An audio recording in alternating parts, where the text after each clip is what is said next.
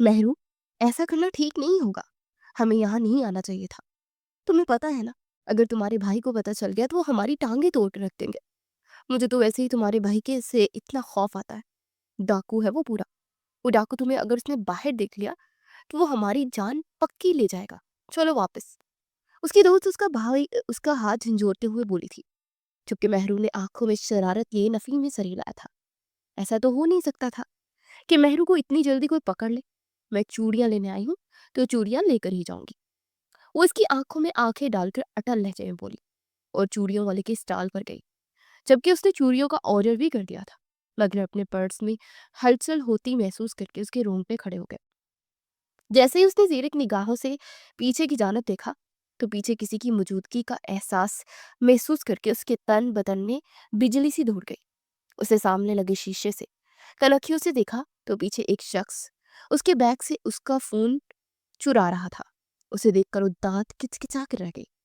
वो उसे रंगे हाथों पकड़ना चाहती थी, लेकिन जैसे वो पलटी, वो इतनी देर तक फ़ोन लेकर फरार हो चुका था। फिर क्या था? मेहरू साहिबा उसके पीछे भागी थी। जितनी तेज़ी से वो भाग रहा था, उतनी ही तेज़ी से वो भी उसके पीछे भाग रही थी। जबकि उसकी दोस्त ये मंज़र देखकर सर थाम कर रह गई थी और उसके पीछे जाना चाहा था, मगर वो मेहरू की दौड़ का मुकाबला आखिर कहाँ तक कर सकती थी? वो बार-बार भागते पलट कर उसको देख रहा था, जबकि ये बात महसूस करके मेहरू एक दीवार की ओट में हो गई थी। आहिस्ता-आहिस्ता वो शख्स नॉर्मल होने लगा। उसे लगा मेहरू ने उसका चेहरा नहीं देखा, इसलिए वो भी एक दुकान पर रुककर कुछ चीज़ खरीदने लगा था। इस बात का मेहरू ने फ़ायदा उठाया और उसकी पैंट की पॉकेट से उसका मोबाइल चुक लिया। उन दोनों की जोड़ी में ये फ़र्क था कि मेहरू तो महसूस कर चुकी थी कि उस शख्स ने उसका मोबाइल चुराया था, मगर वो शख्स महसूस ना कर पाया था। जैसे ही वो अगली गली में मुड़ी, तो अपनी कलाई किसी की सिलकती गिरफ्त में महसूस करके झटके से पलटी, जब वो सामने मौजूद शख्स को के सीने से टकराई। ये क्या बेहूदगी है? तुमने मेरा हाथ पकड़ने की जरूरत भी कैसे की? क्या तुम जानते नहीं मैं कौन हूँ? वो इसे आंखों ही आंखों में दिखाते हुए बोली थी, जबकि उसे देखकर जेरे लब मुस्कुरा दिया था। मुझे अच्छी तरह मालूम है तुम कौन हो। तुम चोरनी हो जो दूसरों की जेबें मारती हो और मेरे सामने इतने एटीट्यूड से कह रही हो जहाँ कहीं की मेहरानी हो। उसे देखते हुए तीखी निगाहों से बोला था, जबकि वो दांत किचकिचा कर रह गई थी। ये चोरनी किसको बोला? तुम्हारी जुबान कट के रख दूंगी मैं। उसकी जानिब देखते हुए इसकी आंखों में आंखें गाड़े हुए बोली थी, जबकि वो इसकी जुर्रत को दाद दे गया था। वो जानता था कि ये लड़की जान चुकी है कि वो पुलिस ऑफिसर है, फिर भी वो इससे इतनी दीदा दलेरी से बात कर रही थी। उसकी जुर्रत को दाद देकर ही तो रह गया था। मोहतरमा, आप जानती हैं कि आप एक पुलिस वाले से बात कर रही हैं। इस बदतमीजी से बिजी पर आपको थाने के अंदर डाल सकता हूँ मैं।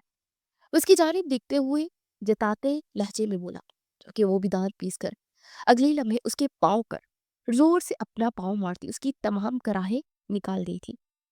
और अभी तुम जानते नहीं हो मैं कौन हूँ? वो भी गर्दन अकड़ाते हुए एक शान से बोली थी, जबकि उसका ये शाहाना अंदाज उसने बगूर ऊपर से लेकर नीचे तक देखा था, मगर उस पर कोई खातिर ख्वाह असर भी नहीं हुआ था, क्योंकि वो एक पुलिस ऑफिसर था। वो कहाँ किसी के रोब में आता था। बक बक करके मेरा दिमाग चाट मत करो। अब अगर एक लफ्ज मुंह से निकला, शूट कर दूंगा। और सर पर गन रखकर सुन रहा था तो आपको क्लाशनकोफ भी उड़ा देंगे मुझे। आपकी जरा सी गन से मैं नहीं डरने वाली। भैया की अलमारी में ना इससे भी बड़ी गन्स है।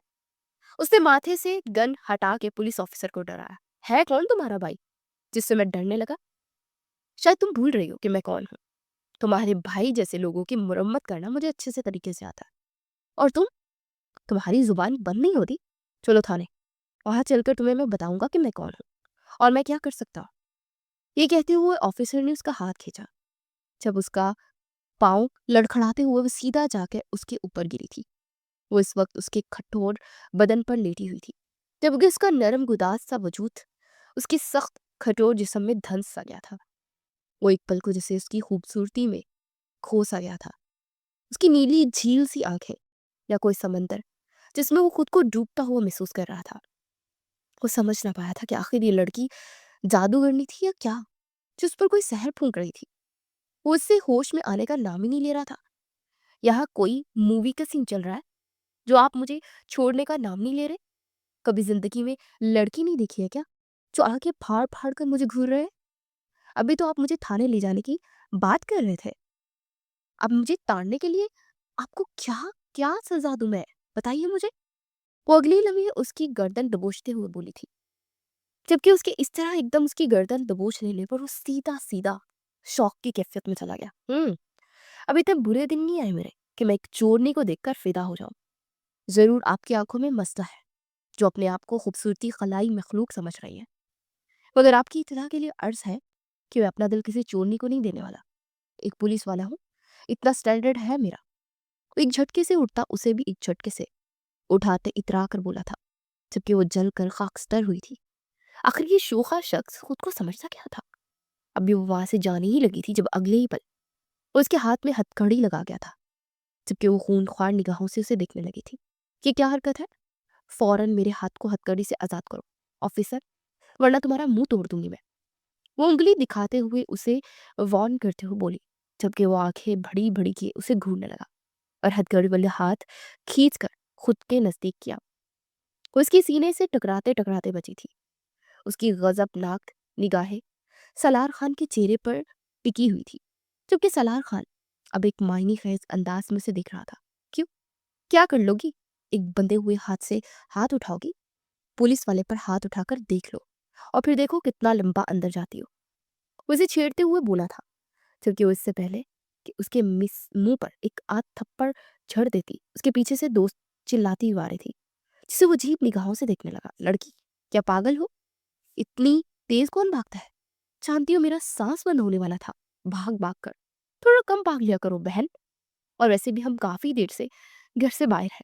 अगर तुम्हारे भाई को पता चल गया तो हमारी पक्की शामत आ जाएगी। इसे जल्दी करो।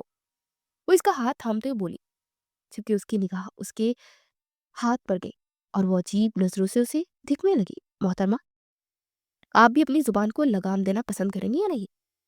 यहाँ देख भी रही हैं क्या हालात चल रहा है? क्या आप भी इनके साथ मिली हुई हैं? उसे मशकूक अंदाज में देखते हुए बोला, जबकि वो तेजी में सर नफी में हिला कर रह गई थी। ये क्या कह रहे हैं आप सर? कौन सी साजिश? ये मोहतरमा उस आदमी का फोन चुरा कर भागी थी। उसकी जानिब देखते हुए तंजिया लहजे में बोला, जबकि उस सर पर हाथ मार कर रह गई। अरे वो उस शख्स का फोन चोरी थोड़ी ना कर रही थी, क्यों भागेगी सर? वही शख्स इसका फोन चोरी करके भागा था, तभी तो ये उसके पीछे भागी थी। उसको यकीन दिलाते हुए बोली थी, जबकि वो बेयकीन नजरों से उसे देखने लगा था। आपको क्या लग रहा है कि मैं आपकी बातों में आ जाऊंगा? उसकी जानिब देखते हुए तीखी लहजे में बोला था, कि अब की बार मेहरू को उसका एटीट्यूड बिल्कुल पसंद आया। तभी दांत खिंचाते हुए बोली, छोड़ो जरी, तुम भी किसको समझा रही हो? तुमने सुना नहीं, कानून अंधा होता है और ये भी अंधे हैं। वो उसको आग लगाते हुए बोली, जबकि उसकी बात पर उस सर का पैर सुलग कर रह गया था। कहना क्या चाहती है आप मोहतरमा? साफ साफ क्यों नहीं कहती? वो आगे आते हुए जबड़े भींचते हुए बोला, जबकि वो भी तंजिया निगाहों से उसकी आंखों में आंखें डाले देखने लगी। यही कह रही हूँ कि कानून अंधा होता है। वो कंधे उचकाते हुए बोली और उसके दो बदू सामने आते हुए नजरों में नजरें गाड़े बोली थी, आप जैसे लोग सबूत पर ही यकीन करते हैं ना, तो फोन खोलिए और देखिए इस पर वॉलपेपर किसका लगा हुआ है। दूध का दूध और पानी का पानी हो जाएगा। आप जैसे लोग जब तक मुंह के बल गिर ना जाए ना, कुछ समझ ही नहीं आती है। अब जल्दी करें, मेरा मुंह क्या देख रहे हैं आप? फोन पर फोटो देखिए किसकी लगी हुई है, मेरी या फिर उस शख्स की जिसका मैं फोन चुरा कर लाई थी। वो सीने पर हाथ लपेटते हुए तंजिया लहजे में बोली, जबकि वो खून ख्वार निगाहों से उसे देखकर उस फोन को ऑन कर गया था, जबकि उसकी तमस्खराना निगाहें उस पर टिकी हुई थी।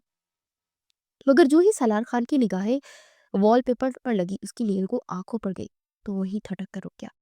वॉलपेपर पर लगा चेहरा किसी और का नहीं, बल्कि सामने मौजूद लड़की का ही था। उसको खून ख्वाह शर्मिंदगी ने आ गिरा। उसके इतने सालों में पहली बार इतनी सख्ती का उसे सामना करना पड़ा था कि उसने गलत शख्स को चोर पहचाना था। अब ऐसा तो हो नहीं सकता था कि आपको यकीन ना आया हो, इसलिए मेहरबानी करके मेरा हाथ खोल दीजिए। मुझे घर भी जाना है। मेरे पास आप जैसे शख्स को देने के लिए अपने दो कीमती पल भी नहीं है। वो इसकी जानिब देखते हुए इस्तहाज़िया अंदाज में बोली, तो लब पीछे खामोशी से उसकी हथकड़ी खोलने लगा था और उसके हाथ में फ़ोन पकड़ा दिया। माफ़ करिएगा मोहतरमा, शायद इस बार गलती मेरी ही थी। वो बड़ा दिल करते हुए उससे माफ़ी माँगते हुए बोला था। उसकी माफ़ी माँगने पर वो आईब्रो झुकाकर उसे देखने लगी। आप और माफ़ी बड़ी बात है। वो वाक़ई हैरान हुई थी। उसे पुलिस ऑफ़िसर को कभी किसी के आगे झुकते हुए नहीं देखा था।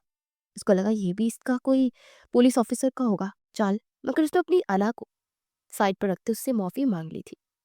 माना कि गलती मेरी है, लेकिन मैं इन बंदों में से हरगिज़ नहीं हूँ, जो लोगों पर बेजा ज़ुल्म करते हैं और फ़िज़ूल में उठाकर हवालात में बंद कर देते हैं। मेरी गलती थी इसलिए माफ़ी माँग रहा हूँ। I am sorry.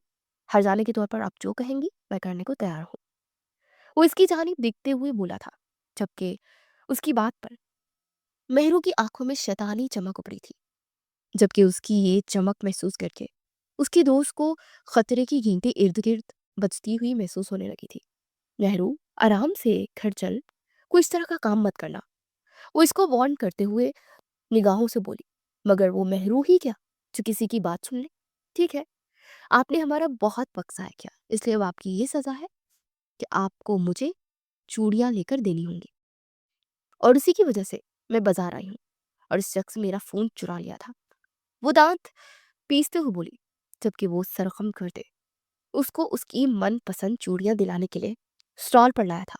और फिर क्या था, वो एक के बाद एक चूड़ियाँ पसंद करती जा रही थी और हैरत से उसकी फुर्ती देखता रह गया था। जबकि उसका ये मासूमाना अंदाज सलार खान के दिल के तार छेड़ गया था। उसका दिल कर रहा था कि वो उस लड़की के साथ और वक्त गुजारे, मगर शायद ऐसा मुमकिन नहीं था, क्योंकि अब वो उसे ठेंगा दिखाकर वहां से जा चुकी थी। दोबारा मिलेंगे, वो पीछे से जोर से चिल्लाया था, जबकि वो झटके से पलटती नाक चढ़ाती हुए वापस पलट गई थी, ये कहते हुए, लेकिन मेरा आपसे मिलने का कोई इरादा नहीं है, क्योंकि मेरा अच्छा एक्सपीरियंस नहीं रहा है। उसके मुंह पर जवाब मारती जा चुकी थी, जबकि पीछे उससे दोबारा मिलने की ठान चुका था, क्योंकि जाने अनजाने में वो इस लड़की को अपने दिल में घर कर गया था, इसलिए उससे दोबारा मिलना चाहता था। मगर वो ये नहीं जानता था कि उस लड़की का भाई कोई और नहीं, बल्कि इस गांव का बहुत बड़ा डाकू था। उसकी थोड़ी देर पहले ही यहाँ पोस्टिंग हुई थी, इसलिए वो गांव के तमाम हालात से नावाकिफ था। जैसे ही वो पुलिस स्टेशन वापस आया, तो उसके आगे फाइल खुली पड़ी थी। सर, इसके बारे में क्यों जान मार रहे हैं? आप जानते हैं, इस डाकू को कभी कोई कैद नहीं कर पाया। इसका हवलदार उसकी जानिब देखते हुए बोला था, जबकि उसके माथे पर बल पड़े। तुम शायद भूल रहे हो, मैं सालार खान हूँ। मुझे ऐसे लोगों का मुकाबला करना अच्छे से आता है। वो इसे जताते लहजे में बोला था, मगर आप भी बोल रहे हैं कि ये पाशा डाकू है। आज तक कभी से कोई पकड़ नहीं पाया और ना ही इसके खिलाफ सबूत इकट्ठे कर पाया है। वो भी इसे जताते हुए बोला था, जबकि अब तो वो और शिद्दत से चाहता था कि किसी न किसी तरह उसकी कोई कमजोरी उसके हाथ आ जाए। मगर वो ये नहीं जानता था कि आज जिस लड़की से वो सुबह मिला था, वही तो पाशा की सबसे बड़ी कमजोरी थी। मगर इस बात का भी वो जल्द मालूम कर लेने वाला था, और यही चीज पाशा के लिए मुश्किल खड़ी करने वाली थी। जैसे ही वो दोनों छुपते छुपाते हवेली के अंदर दाखिल हुए थे, तो एक रख्त आवाज ने उन दोनों के कदमों को जंजीर कर दिया। कहाँ से आ रही हो तुम दोनों? कहा था ना कि हवेली से बाहर नहीं निकलना। वो आगे आता उन दोनों की जानिब तेज निगाहों से घूरते हुए बोला, जबकि उसको इस तरह कश्माला की देखकर कश्माला की तो सीटी गुम हो गई। वो थर थर कांपने लगी। उसे मेहरू की इस बाई से बहुत डर लगता था, मगर वो दोस्ती की खातिर मेहरू के साथ हर जगह पहुंच जाया करती थी, उसके खौफ की परवाह किए बगैर। इसलिए वो अब मेहरू के पीछे छुपी हुई थी। बस खौफ से सहमी निगाहों से इस खूबरू शख्स का चेहरा देखने लगी, जिसकी सख्त नजरें उन दोनों पर ही गड़ी हुई थी। अब आप डांटेंगे मुझे, यही कमी रह गई थी। मामा पापा नहीं है ना, इसीलिए आप मुझे डांटते हैं, मुझे बाहर ही नहीं निकलने देते। वो अगले ही पल रोने धोने की एक्टिंग करना शुरू हो चुकी थी, जिस पर पाशा पर खूब असर हुआ था। तभी वो फौरन खबास पाख्ता होता उसके करीब आया और उसका मनमोहना चेहरा अपने हाथों की प्याली में भरा। मेरी जान, क्यों रोती हो? तुम्हें पता है ना बाहर के हालात कैसे हैं? और फिर मेरी कितनी ज्यादा दुश्मनियां हैं। अगर किसी ने तुम पर हाथ डाला या बुरी निगाह से देखा, तो कसम से खून खराबा हो जाएगा। इसलिए मैं ये नहीं चाहता। क्या तुम चाहती हो कि मैं सारी उम्र हवालात के पीछे गुजार दूं? उसका चेहरा अपने हाथों के प्याले में भरते उसकी जानी देखते गहरे लहजे में बोला, जबकि वो तड़प कर नफी में सर हिला गई। नहीं लाला, वैसा क्यों चाहूंगी कि आप हवालात के पीछे जिंदगी गुजारे? मैं तो आपकी शादी होते हुए देखना चाहती हूँ। वो भी अपनी दोस्त से। वो लब शरीर अंदाज में काटते उसकी जानिब देखने लगी, जबकि उसके पीछे खड़ी कुशवाला को देखते कबीर पाशा ने अपने लब शरीर अंदाज में मरोड़े थे। वो अपनी बहन की जानिब तीखी निगाहों से देखा था। जाओ अपने कमरे में, वो उसकी जानिब देखते हुए बोला, जबकि वो तेजी से उसके आगे से निकल गई और कशमाला को वहीं खड़े छोड़कर, जबकि उसकी तेजी पर दिल ही दिल में से गालियों से नवाजने लगी थी। इससे पहले कि वो भी कबीर पाशा के आगे से रफू चक्कर होती, उसकी कलाई कबीर पाशा की सुलगती गिरफ्त में थी, क्योंकि वो मिनमना कर रखे, प्लीज मुझे जाने थे, वो मेरा इंतजार कर रही होगी। वो इससे नजरें चुराते हुए बोली। अब उसका चेहरा कबीर पाशा की तपिश ज़दा निगाहों के इशारे में था। कहा था ना कि उसका गलत काम में साथ मत दिया करो। उसकी जानिब देखते हुए, आंखें छोटी करते हुए उसे ऊपर से लेकर नीचे तक निहारते हुए बोला था, जबकि वो लब दबा कर रह गई थी। वो मेरी दोस्त है, उसका साथ देना मेरा फर्ज है। वो जैसे मिनमिनाते हुए लहजे में बोली। कबीर पाशा के माथे पर बल पड़े। तुम जानती हो ना कि इसकी सजा क्या हो सकती है? उसे झटके से अपने करीब खींचते हुए बोला, जबकि वो इसकी नजदीकी पर सुरख चेहरा लिए 2 कदम पीछे हुई थी। यूं बात पे बात मेरा हाथ मत पकड़ा करे, मुझे अच्छा नहीं लगता। मैं ऐसी वैसी लड़की नहीं हूँ। उससे हाथ छुड़ाने की कोशिश करने लगी थी, जबकि एक दबी दबी सी मुस्कुराहट कबीर पाशा के लबों पर मचली थी। वो इस लड़की को बता नहीं पाया था कि अब तक उसे दिल से चाहने लगा है, मगर वो इसको अपनी नजरों से दूर भी नहीं होने देना चाहता था। तभी तो उसे इस हवेली में आने देता था, जहां सख्त पहरा था और कोई चिड़िया भी पर नहीं मार सकती थी। ये लड़की कैसी थी, ये बात भी वो अच्छी तरह से जानता था। घर में तन्हा रहती थी, इसलिए वो उसे ज्यादा कोशिश यही करता था कि कशमाला ज्यादा यही रहा करे। मगर जब वो मेहरू का ऊट पटांग हरकतों में साथ देती थी, तब उसको बिल्कुल भी अच्छा नहीं लगता था। वो नहीं चाहता था कि ये दोनों किसी भी परेशानी या मुसीबत का शिकार हो, क्योंकि उसकी जिंदगी तो हमेशा दांव पर लगी ही रहती थी। ऐसे में वो अपनी 2 अजीज हस्तियों को किसी मुश्किल में पड़ते नहीं देख सकता था। अभी तो वो यही चाहता था, अगर ये लड़की उसकी बात समझती क्यों नहीं थी। वो ये बात समझ नहीं पाया था। अब भी इससे पहले कि वो कुछ और कहता, वो फौरन हकलाते हुए बोली, अरे मेहरू, तुम यहाँ क्या कर रही हो? उसका इतना कहना था कि उसने फौरन से उसकी कलाई छोड़ दी और मुड़कर देखा था, मगर पीछे किसी को न पाकर वो खूनख्वार अंदाज में उसकी जानिब देखने लगा, जो आगे से गायब थी। वो उसकी फुर्ती देखकर दिल ही दिल में हंस दिया था और अपने मिशन पर निकला था। दूसरी तरफ 1 हफ्ता बाद मेहरू आज फिर से कबीर के मुलाजमों को चकमा देकर कशमाला के साथ चोरी करने निकली थी। उनके पास के इलाके में शानदार सा बाग था, जहाँ हर तरह के आम लगते थे, और वो आम की शदाई आज आम खाना चाहती थी।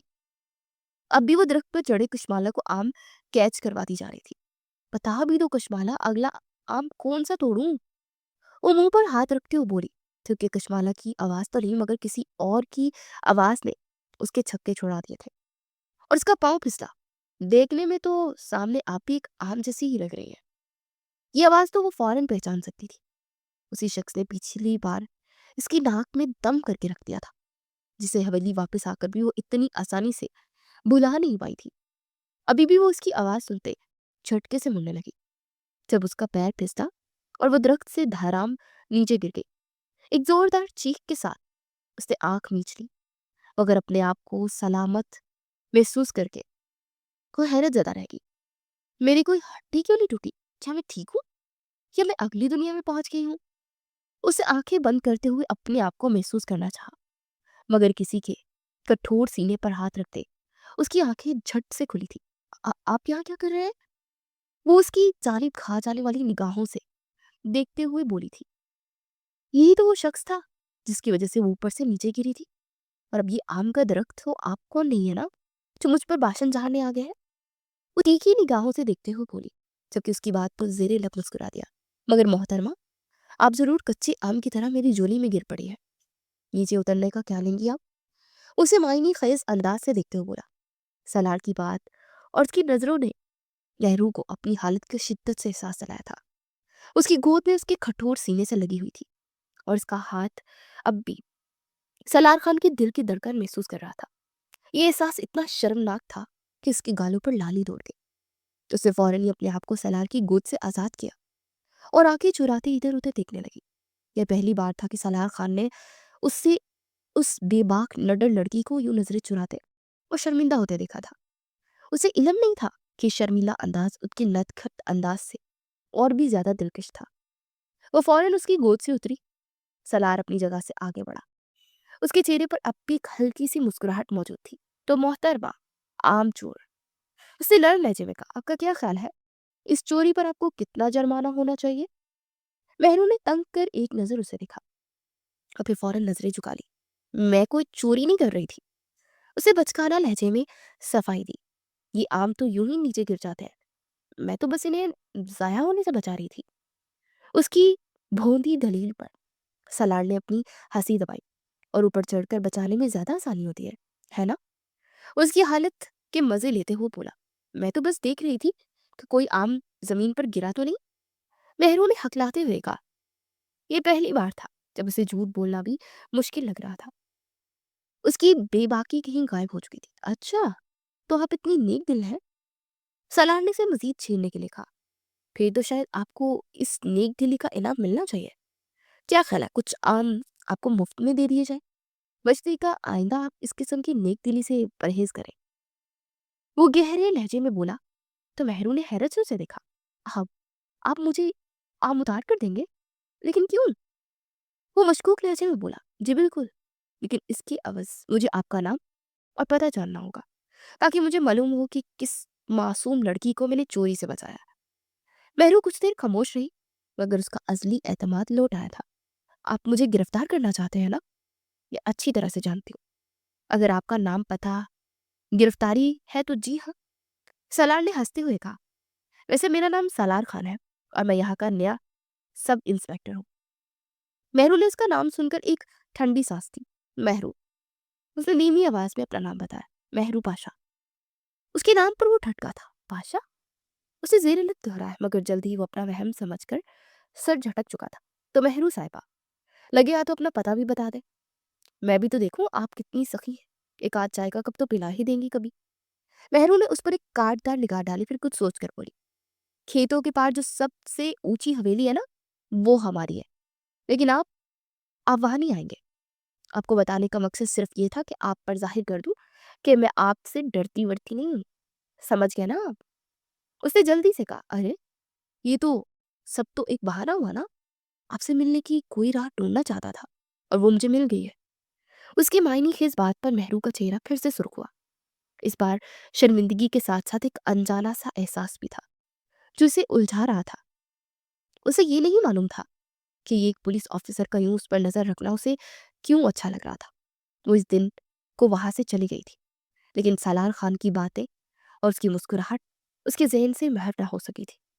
उसे बार बार सलार की गोद में गिरने का लम्हा याद आ रहा था। उसके सीने की मजबूती और उसकी आंखों में छुपी शरारत वो एक पल को भी भुला नहीं पा रही थी। उधर सलार खान भी मेहरू के नटखट अंदाज, उसकी बचकाना मासूमियत और पहली बार उसकी शर्म से झुकी हुई नजरों का दीवाना हो चुका था। उसने फैसला कर लिया था कि इस चोरनी को वो अपनी जिंदगी से इतनी आसानी से जाने नहीं देगा। वक्त तेजी से गुजरता जा रहा था। जब मेहरू के दिल में मोहब्बत की कौंपल फूटी थी, वही सलार भी उसका गिरविदा होता जा रहा था। पुसन मुलाकातों में बदलने लगी। कबीर पाशा काफी अरसे से अपने काम के सिलसिले में बाहर आ जा रहा था। अब भी वो एक हफ्ते से हवेली वापस नहीं आया था, मगर जो ही वो आज दोपहर को लौटा तो उसने अपने मुलाजिम से मेहरू के बारे में दरियाफ्त किया था, क्योंकि वो उसे पूरी हवेली में कहीं नहीं मिली थी।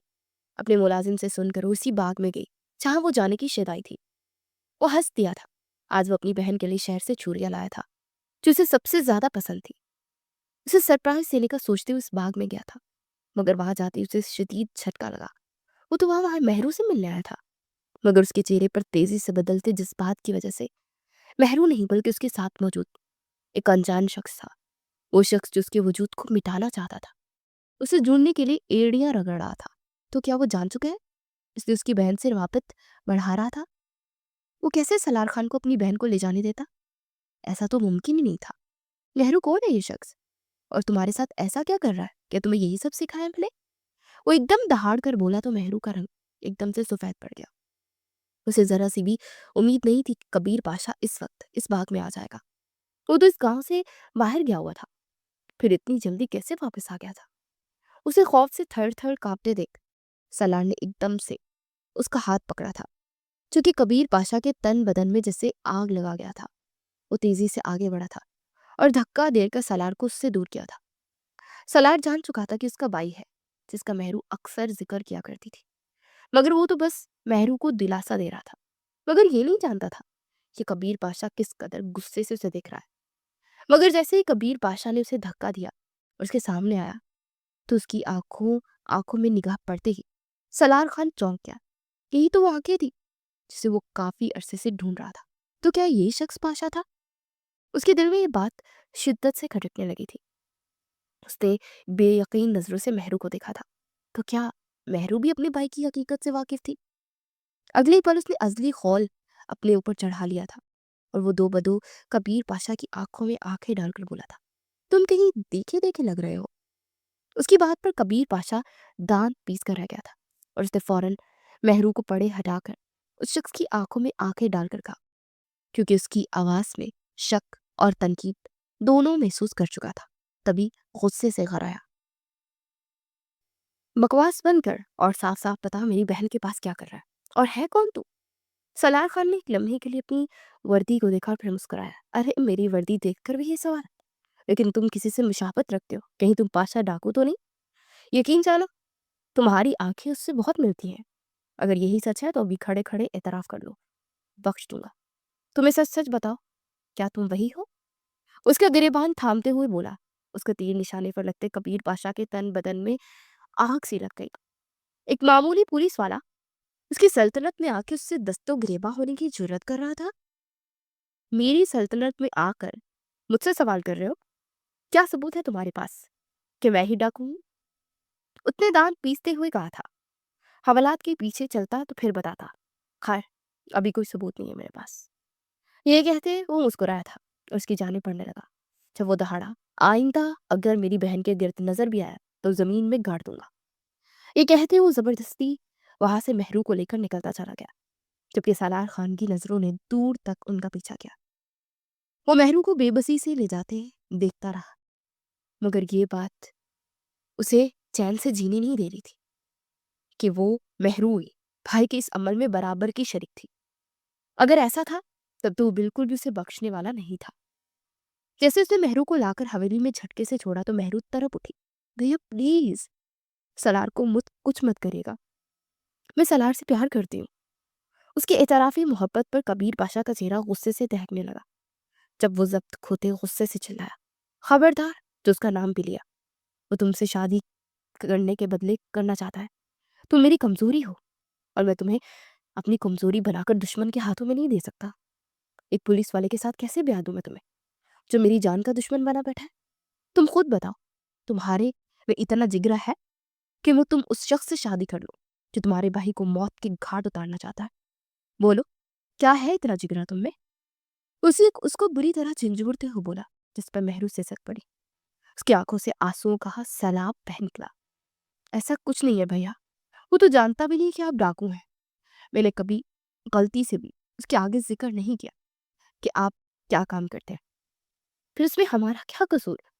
हमारी मोहब्बत का क्या कसूर? आप अपना पेशा छोड़ नहीं सकते। आखिर आप मुझे अपनी मोहब्बत को छोड़ने को क्यों कह रहे हैं? मैं उसके बगैर मर जाऊंगी। वो अपनी मोहब्बत का दिफा कर रही थी, मगर कबीर पाशा के कानों पर जू भी न रेंगी। मुझे तुमसे ऐसी उम्मीद नहीं थी महरू, कि तुम इतनी बेवकूफ निकलोगी कि उसका बना बनाया खेल तुम्हारी आंखों में धूल झोंक देगा। मैं तुम्हारी शक्ल भी नहीं देखना चाहता। इस वक्त जाओ यहाँ से। लेकिन भाई मेरी बात तो सुने, वो ऐसा नहीं है। मुझे सच्चा प्यार करता है। वो उसके बारे में कुछ नहीं जानता। क्या आपको मेरी बात पर यकीन नहीं है? वो आगे आते दलील देते हुए बोली, जो वो एक दफा फिर से गुस्से से दहाड़ा, किसकी रगें उबलने लगी। कहा ना, चली जाओ कमरे में। मैं मरता मर जाऊंगा, मगर तुम्हारी शादी उससे नहीं करूंगा। कबीर पाशा की आवाज हवेली की दीवारों से टकराकर गूंज उठी। वो रोते हुए अपने कमरे में भाग गई थी और बेड पर गिरती पूट पूट कर रोने लगी। ये सोच सोचकर उसका दिमाग जैसे सर दर्द से फट रहा था कि आगे उसे क्या करना है। सलार से मोहब्बत के वादे तो कर लिए थे, मगर अब मोहब्बत निभाने का वक्त आया था। क्या वो अपनी मोहब्बत के इम्तिहान में पूरा उतर पाएगी? सलार खान, जो अभी कुछ देर पहले कबीर पाशा के गहरे शकूक व शबहात का निशाना बना था, वो इस मुलाकात को भूल नहीं पा रहा था। जब से उसने उस शख्स की आंखों में देखा था, उसमें उसे कुछ ऐसा नजर आया था जो उसे परेशान कर रहा था। एक अजीब सी आशनाई जो उसे सोचने पर मजबूर कर रही थी कि वो कबीर पाशा ही है। उसने बहुत से पोर्ट्रेट्स बनवा रखे थे कबीर पाशा के, जिसमें सिर्फ उसकी आंखें नुमाया थी, क्योंकि कबीर पाशा हर वारदात में अपना चेहरा ढक कर रखता था, जिसकी वजह से आज तक कोई उसका चेहरा देख नहीं पाया था। मगर वो आंखें, वो कैसे भूल सकता था? जिन आंखों की तलाश में वो 2 साल से था, आज वो आंखें उसके रूबरू आई थी। फिर वो कैसे ना पहचानता उन आंखों को? उसे 90% यकीन था कि ये शख्स कोई और नहीं बल्कि बादशाह डाकू ही था। जब से वो वहां से आया था, एक पल को भी वो महरू को अपने जहन से झटक नहीं पाया था। उसका दिमाग इसी कश्मकश में था कि महरू उसका साथ देगी भी या नहीं देगी। और क्या अगर कबीर पाशा वाकई डाकू हुआ, तो क्या उसे महरू को छोड़ देना चाहिए? ऐसे कई मुनफी ख्यालात थे जिसने उसके जहन पर काबू कर रखा था। और आखिरकार वो एक नतीजे पर पहुंचा था जिसे वो अम्मी जामे पहनाने वाला था। उसे सोच लिया था कि उसे आगे क्या करना है। सच को हकीकत में बदलने के लिए उसे गंदा खेल खेलना था, जिसका निशाना वो महरू को बनाने वाला था। सलार के दिमाग में एक आइडिया आया। वो कबीर पाशा को पकड़ना चाहता था, उसके जुर्मों को खात्मा करना चाहता था। मगर अब उसके सामने एक और पेचीदगी थी। उसने अगले ही दिन अपने खास बंदों को कबीर पाशा की हवेली पर नजर रखने के लिए लगा दिया था और पास से गुजरते हर एक शख्स से उसकी हवेली के बारे में जानना चाहा था। कुछ लोगों ने जो बातें बताई थी वो नहायत मशकूक थी, इसलिए उसे पूरा यकीन हो चला था कि कबीर पाशा कोई और नहीं बल्कि पाशा डाकू ही है। और इस बात का सबूत वो जल्द इकट्ठा करने वाला था। अलबत्ता महरू पर भी उसकी खास नजर थी। एक मुलाजमा को वो हायर कर चुका था जो इस हवेली में काम करती थी। उसे वक्तन फवक्तन महरू के बारे में उससे बातचीत मालूम होती रहती थी और वो ही से बताने का सबब बनी थी कि महरू ने काफी दिनों से खाना नहीं खाया। वो कमला कर रह गई थी और इस बात पर सलार शाह को दिली अफसोस था। सलार ने फैसला कर लिया था कि अगर महरू उससे मोहब्बत करती है तो उसे अपना बना लेगा। मगर उसके पीछे भी एक मकसद था। वो बदला लेना चाहता था उस डाकू पाशा से जिसने ना जाने कितने लोगों को लूटा था, कितने घर उजाड़े थे, और अब उसके रास्ते में सबसे बड़ी रुकावट बना हुआ था। मैं उससे बदला लूंगा और ऐसा बदला लूंगा ताकि क़यामत याद रखे। बहुत घमंड है ना उसे अपनी अना पर कि आज तक वो पकड़ा नहीं गया। मगर अफसोस, ये अना बहुत बुरी तरह चकनाचूर होने वाली है, और वो भी मेरे ही हाथों। सलार ने खुद से कहा, मुझे तुम पर सख्त अफसोस हो रहा है कबीर पाशा। अब तुम क्या करोगे? क्योंकि तुम हमेशा से दूसरों की कमजोरी का फायदा उठाते आए हो, और अब पहली बार मैं तुम्हारी कमजोरी का फायदा उठाऊंगा। मैं महरू से शादी करूंगा और तुम्हारी आंखों के सामने तुम्हारी बहन को उठाकर ले जाऊंगा, और तुम कुछ नहीं कर पाओगे। जितने खून के आंसू तुमने लोगों को रुलाया ना, उससे ज्यादा खून के आंसू तुम खुद रोगे। ये यकीन है मेरा।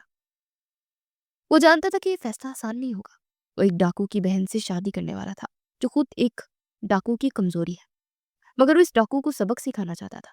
वो साबित करना चाहता था कि कानून की ताकत जुर्म की ताकत पर हमेशा गालिब आती है। जल्द या बदीर सच सामने आ ही जाता है। आज भी हवेली की फिजा में खामोशी तारी थी। महरू की तबीयत दिन ब दिन खराब होती जा रही थी। उसे इस हद तक सलार से मोहब्बत हो जाएगी उसे अंदाजा ही ना था।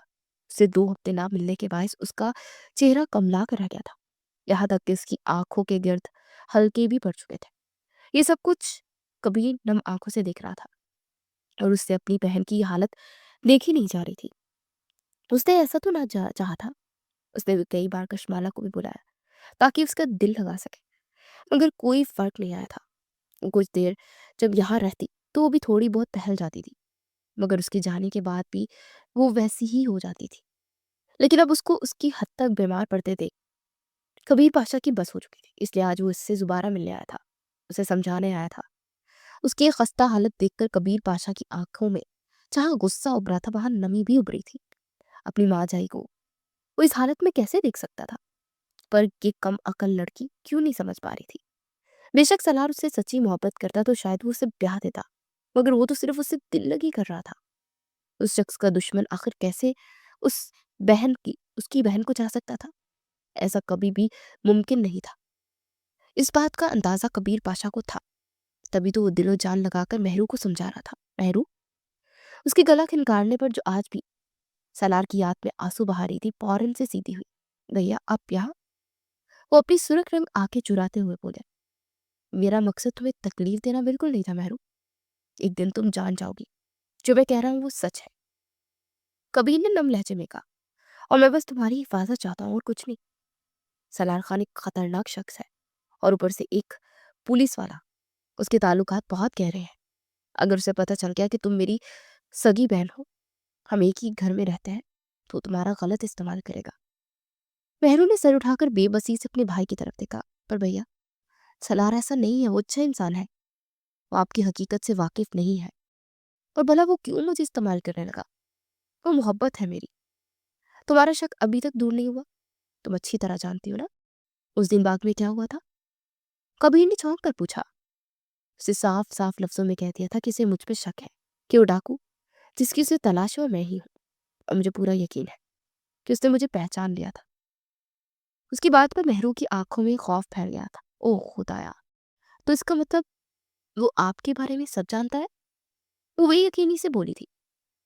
दिल में खौफ जाग उठा था कि कहीं वो उसके भाई की हकीकत जानने उससे नफरत ही न करने लगा।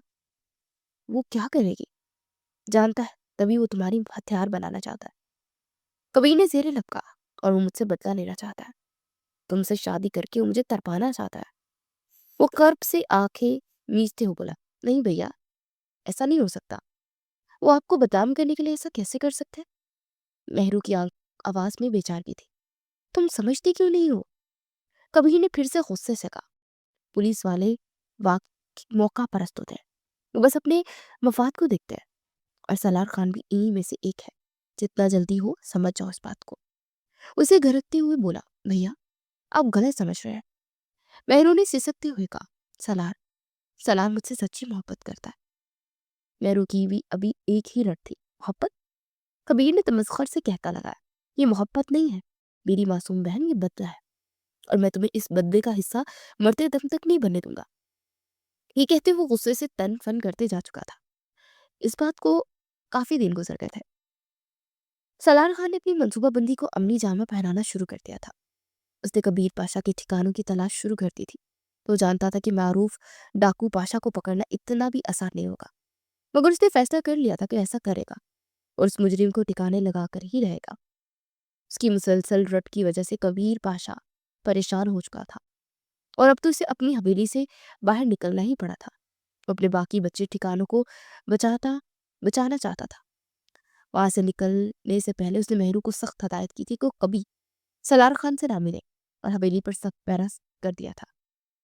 दूसरी तरफ सलार खान तो चाहता ही ये था कि वो हवेली से निकले और वो मेहरू से मिलने का शर्फ हासिल कर सके, क्योंकि इसकी प्लान की पहली सीढ़ी यही तो थी कि वो मेहरू के करीब जाए, उससे मिले। और ऐसा तभी मुमकिन था जब कबीर पाशा का साया उस पर से उठता। और फिर एक रात न जाने कैसे वो मेहरू के कमरे में पहुंचने में कामयाब ठहरा। सलार, तुम यहाँ क्या कर रहे हो? तुम जानते हो अगर भाई के किसी आदमी ने तुम्हें देखा तो तुम्हें यही मार देंगे। वो डरते हुए उसके करीब आई थी, और उसके कॉलर को झिंझोड़ते हुए बोली थी, जब वो प्यार से उसके दोनों गाल थाम कर रह गया था, मैं एक पुलिस वाला हूँ। मेरी सरिश्त में डरना नहीं लिखा, बल्कि डराना लिखा है। और इन खूबसूरत सी आंखों में आंसू के हुए उसके आंसू पूछते हुए उसके माथे पर लपकते हुए बोला था, जब वो सिसक कर रो पड़ी थी, तुमसे बहुत प्यार करती हूँ सलार। मैं तुम्हें छोड़ नहीं सकती, लेकिन प्लीज मेरे भाई को सजा मत देना। वो बुरे शख्स नहीं है। उसके आगे मिन्नत करते हुए बोली, जबकि कबीर पाशा की तरफदारी करते देख अपने लब भींच कर रह गया था। तुम इन बातों को छोड़ो मेहरू, मुझे सिर्फ इतना बताओ कि क्या तुम मुझसे सच्ची मोहब्बत करती हो? उसकी जानिब देखते हुए यक यक बोला था। वो जानना चाहता था कि आखिर वो किस हद तक उससे मोहब्बत करती है। बहुत मोहब्बत करती हो, शदीद मोहब्बत, यहाँ तक कि अपनी जान भी तुम्हारे लिए दे सकती हो। और क्या सबूत तो तुम्हें? वो बेबसी से चिल्लाई थी। वो जानता था कि ये सब एक प्लान का हिस्सा है, तभी तो वो मेहरू के दिल में जगह बनाना चाहता था, ताकि वो इसे तोड़ सके। मेहरू सलार के करीब से ही खुश कर्ब से ही खुश थी। वो अभी भी उम्मीद कर रही थी कि सलार और कबीर के दरमियान गलत फहमियां दूर हो जाएगी। सलार की आंखों में सच्ची मोहब्बत दिख चुकी थी। उसे यकीन था कि सलार कबीर को कोई नुकसान नहीं पहुंचाएगा। तो ठीक है, जल्दी ही मैं तुमसे इस मोहब्बत का सबूत लूंगा। फिर देखूंगा कि तुम वाकई अपनी मोहब्बत के इम्तिहान में खड़ी उतरती हो या नहीं। ये कहते हुए उस पर एक आखिरी नजर डालकर जा चुका था, क्योंकि पहरेदार यहाँ पहरा लगाने आ चुके थे। तभी वो वहां से फौरन गायब हुआ था। एक हफ्ते बाद सालार सब पहरेदारों से नजर बचाकर फिर से हवेली आया था। आज तो उसके रंग ढंग ही निराले थे। महरू, उसने नरमी से कहा, मैं तुमसे शादी करना चाहता हूँ। उसकी बात पर महरू की आंखें हैरत से भर गई। उसे उम्मीद थी कि सलार उससे शादी करना चाहता है, मगर इतनी जल्दी नहीं। सलार, क्या आप वाकई सच कह रहे हैं? हाँ, सलार ने उसके हाथ पकड़ते हुए कहा, मैं तुमसे शादी करना चाहता हूँ। तुम्हें अपनी जिंदगी बनाना चाहता हूँ। महरू की आंखों में बेयकीनी से खुशी के आंसू आ गए, जिस पर वह सलार के गले लग गई थी। उसे नहीं पता था कि उसका ये फैसला उसकी जिंदगी में कितने तूफान लाने वाला है। उसने पूरी तैयारी कर ली थी महरू को वहां से भगाने की। दूसरी तरफ महरू ने कशमाला का सहारा लिया था। महरू, ये सब ठीक नहीं है, लेकिन तुम जानती हो ना, मैं उससे कितनी मोहब्बत करती हूँ। उसके बगैर नहीं रह सकती। मैं मर जाऊंगी। क्या तुम मुझे मरते हुए देख सकती हो? दूसरी तरफ उसने कशमाला को इमोशनल ब्लैकमेल किया, जो उसकी बातों में आ गई थी। ठीक है, मैं तुम्हारी बात मानने को तैयार हूँ, मगर अपनी जिंदगी के साथ कुछ गलत मत कर बैठना। आज मुझे कबीर की बात सही लग रही है। तुम वाकई अपने पाँव पर खुद को लहारी मारने जा रही हो। खुदा तुम्हारा हामी और नासिर हो। ये कहते उसने खिड़की से उसे भगाया था। ये बात अच्छी तरह जानने के बावजूद उसके बाद कबीर पाशा कभी भी उसे मोहब्बत की निगाह से नहीं देखेगा, बल्कि हमेशा नफरत की निगाह से देखेगा। उसने अपनी दोस्त के लिए अपनी मोहब्बत की कुर्बानी दी थी। मुलाजमों का ध्यान वो पहले ही भटका चुकी थी, और देखते ही देखते महरू सलार का हाथ थामते वहां से भागते चली गई थी। निकाह कबूल करते उसकी आंखों में शिद्दत से नमी चमक रही थी, क्योंकि आज उससे शदीद मोहब्बत करने वाला भाई उसके पास मौजूद नहीं था। निकाह के होते हुए अपने एक फ्लैट में ले आया था। सलार, आप मुझे धोखा तो नहीं देंगे ना? मैंने बहुत मुश्किल से अपने दिल को समझाया।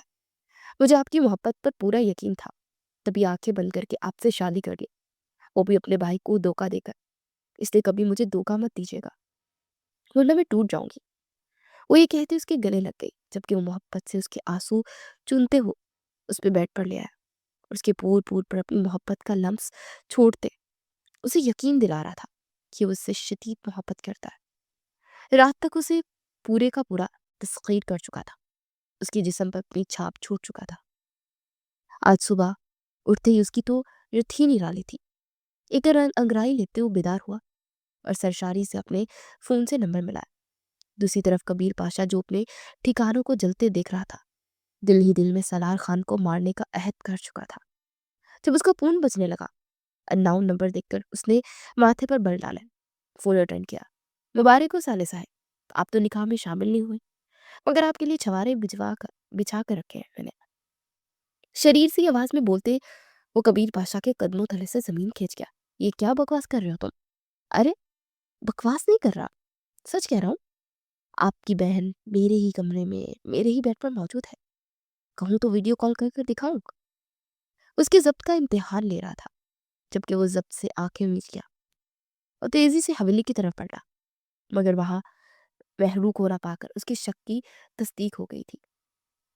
वो अपने बालों को मुट्ठियों में बींध गया था और कशमाला को गर्दन से पकड़ कर जमीन पर पटका। किसकी जरूरत है? तुमने मेरी बहन को भगाया, बोलो। उसकी गर्दन को दबोचते अपने चेहरे के करीब करते बोला, जबकि वो सिसक पड़ी थी। मैं क्या करती? तो मोहब्बत करने वालों को अलग नहीं कर सकती थी। वो तड़प कर सिसकी थी। मोहब्बत? वो मेरी बहन से मोहब्बत नहीं करता, बल्कि मुझसे बदला लेना चाहता था। उसे झिंझोड़ते हुए बोला, जब वो बेयकीन निगाहों से उसे देखने लगी थी। ये सब झूठ, ऐसा नहीं हो सकता। वो हकलाई थी। उसे शदीद मोहब्बत करता है, बदले की खातिर नहीं की उसने शादी। वो तो यकीन दिलाने के लिए चलाई, मगर वो तमस्खर से उसे देखकर आ गया। वो अपने फोन पर स्क्रॉलिंग करते फोन दिखा रहा था, जहां सलार ने सुबह ही उसे अपनी और अपनी बहन की तस्वीर भेजी थी, और जिसे वो दंग नजरों से देख रही थी। तो क्या उसकी दोस्त बदले का शिकार हो गई थी? जब से मेहरू को पता चला था कि सलार ने उसकी तस्वीर कबीर पाशा को भेजी है, उसके दिल में सलार के लिए नफरत पैदा हो गई थी। वो दिन ब दिन उससे दूर होती जा रही थी, जबकि सलार परेशान होने लगा था। उसने तो ऐसा कभी नहीं चाहा था। बेशक वो कबीर से बदला लेना चाहता था, मगर वो महरूज से नफरत नहीं करता था, उससे शदीद मोहब्बत करता था। वो तो बस कबीर को सजा दिलवाना चाहता था और चाहता था कि कबीर राह रास्त पर आ जाए। मगर वो ये नहीं जानता था कि अपनी मोहब्बत को इतनी जल्दी खोने वाला है। महरूज, मुझसे बात तो करो। नहीं करनी मुझे कोई आपसे बात। आप मेरे भाई को फंसाना चाहते थे ना, इसीलिए मुझसे शादी की। नफरत करते हैं ना आप मुझसे। वो बेयकीनी से उसे देखते हुए बोली। उसकी आंखों में शक उभर रहा था, जिसे देखकर वो तेजी से नफी में सर हिला गया। ये सब झूठ है। माना कि मैं कबीर को नुकसान पहुंचाना चाहता था, मगर तुम बहरू नहीं थी कभी भी मेरे लिए। तुम मेरी मोहब्बत थी। उसे झिंझोर कर बोला, जब वो तड़प कर उससे हाथ छुड़ा गई। इन हाथों से मत छुआ करे मुझे। नफरत होती है। ऐसा लगता है कि अभी भी आप मुझे धोखा ही दे रहे हैं। ये कहते हुए वो कमरे में बंद हो गई थी, जब वो अपना सर थाम कर रह गया था। दूसरी तरफ उसे काम के सिलसिले में बाहर जाना था और एक महरू थी कि मान ही नहीं रही थी। जैसे ही वो काम पर गया, कबीर पाशा ने अपने बंदों को उसके फ्लैट में भेजा था कि अगर वो कबीर पाशा के ठिकानों से वाकिफ हो सकता है, तो कबीर उसके फ्लैट से वाकिफ क्यों नहीं हो सकता था। वो महरू को बाजियाब करवा कर फौरन अपने फार्म हाउस ले आया था। मैंने कहा था ना, मैं तुम्हें उससे शादी नहीं करने दूंगा। तो फिर तुमने मेरी इज्जत की धज्जियां क्यों उड़ा दी? कबीर ने गुस्से से कहा, तुम मेरी कमजोरी थी और तुमने अपने हाथों वो कमजोरी उस सलार खान के हाथ में थमा दी, मुझे नुकसान के लिए। भैया आप गलत समझ रहे हैं। महरू रो रही थी। सलार मुझसे सच्ची मोहब्बत करता है, तो आपको कोई नुकसान नहीं पहुंचाएगा, मेरा यकीन करें। वो बेबसी से चिल्लाई थी। वो जानती थी कि कबीर ठीक कह रहा है, फिर भी वो अपनी मोहब्बत को डिफेंड कर रही थी। मोहब्बत, ये सब झूठ है। कबीर ने चीख कर कहा, ये बदला है। वो तुम्हें भी मेरे खिलाफ इस्तेमाल कर रहा है ना? इसकी बात पर महरू ने तेजी से नफी में सर हिलाया। आज कबीर के लबों की खतरनाक मुस्कुराहट देखकर उसका दिल हौल रहा था। भैया आप क्या करने वाले हैं? अगर वो सलार तेरे से सच्ची मोहब्बत करता है, तो यहाँ तक आएगा ना? आंखों में शैतानी चमक लिए बोला। और दूसरी तरफ जब सलार को पता चला कि कबीर के बंदे उसे उठा कर ले गए, तो फौरन महरू को ढूंढने के लिए निकला और कबीर के जाल में फंस चुका था। चुपके कबीर के बंदे उस पर वार करते, उसे बेहोश करते कबीर के कदमों में लाकर पटक चुके थे। सलार को जैसे ही होश आया, वो सलार की हालत देखकर चीख उठी। सलार अब ठीक तो है ना? वो दूर से ही चिल्लाई थी। जब उसे एक पिलर से बांधे देख सलार की जान लबों पर आई थी। महरू, तुम्हें क्या हुआ है? तुम ठीक तो हो ना? वो बेबसी से चिल्लाया था। जब कबीर उसके सामने आया, उसके चेहरे को झटके से दबोच कर उसकी आंखों में आंखें गाड़ दी थी। तूने मेरी बहन को मेरे खिलाफ इस्तेमाल किया, इससे बदले के लिए शादी रचाकर मुझे दर्द दिया। अब मैं तुझे बताऊंगा कि दर्द क्या होता है। मैंने ऐसा कुछ नहीं किया। माना कि तुमसे नफरत करता हूँ, तुम्हें हवालात के पीछे देखना चाहता हूँ, मगर महरू से मोहब्बत कभी भी मेरे इंतकाम का हिस्सा नहीं थी, बल्कि जान दे सकता हूँ मैं उसके लिए। सलार ने दांत पीसते हुए कहा। मगर कबीर पाशा को यकीन ही नहीं आया। झूठ बोल रहा है तू। तूने मेरी बहन से शादी बदले के लिए की। कबीर ने दांत पीसते हुए कहा, और अब मैं तुझे वो सजा दूंगा जो तूने कभी नहीं तुझे भूलेगी। वो महरू के आगे आया था, बंदूक लेकर, और उस पर बंदूक तानी थी। भैया अब ये क्या कर रहा है? महरू ने चीख कर कहा, सलार आपका दुश्मन नहीं है, वो मेरा दुश्मन है। कबीर ने गुस्से से कहा, उसे तेरी मोहब्बत का नाजायज फायदा उठाया। नहीं भैया, महरू ने सिसकते हुए कहा, अब गलत है। सलार मुझसे सच्ची मोहब्बत करता है और मैं भी उससे मोहब्बत करती हूँ। कबीर पाशा ठटक कर रुका। उसे सलार की आंखों में सच्चाई दिखेगी, मगर फिर भी वो अपनी आंखों के सामने उसे देखना चाहता था कि सलार महरू को कितना चाहता है। इसलिए वो इसका इम्तिहान लेना चाहता था। सलार एक ही बार पूछूंगा, कबीर ने कहा, तुमने महरू से शादी क्यों की? ये सवाल उसने महरू के ऊपर बंदूक तानते हुए किया था, जिसे देखकर सलार की जान लबों पर आई थी। क्या तुम पागल हो गए हो कबीर? अपनी ही बहन को तुम कैसे मार सकते हो? तुम, वो चीखा था। अगर उसके पाँव पर कबीर ने कोई गोली ना मारी होती तो वो उड़कर महरू के पास पहुंच जाता, मगर उसकी जख्मी टांग से अभी तक खून रस रहा था। तब से थामते हुए मुश्किल खड़े होने की कोशिश कर रहा था और बार बार महरू की तरफ जाना चाह रहा था। जब कबीर ने दोबारा सवाल दोहराया, जबकि महरू बेयकीनी से अपने भाई को अपने ऊपर बंदूक ताने देख रही थी। जब वो ट्रिगर दबाने लगा तो सलार फौरन से बोला।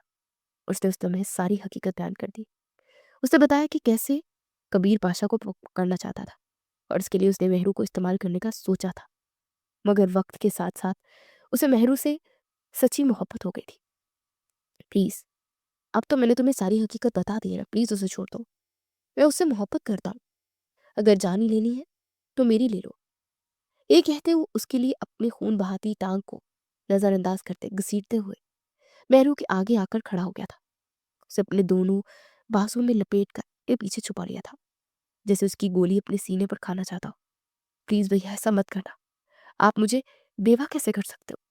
वो तड़प कर सिसकी थी। सलार के कंधे में मुंह देकर बुरी तरह बिलकने लगी। जब कबीर की आवाज वहां गूंजी थी, अगर तुम दोनों एक दूसरे से सच्ची मोहब्बत करते हो तो, कबीर ने गहरी सांस लेते हुए कहा, तो मैं तुम्हें रोकूंगा नहीं।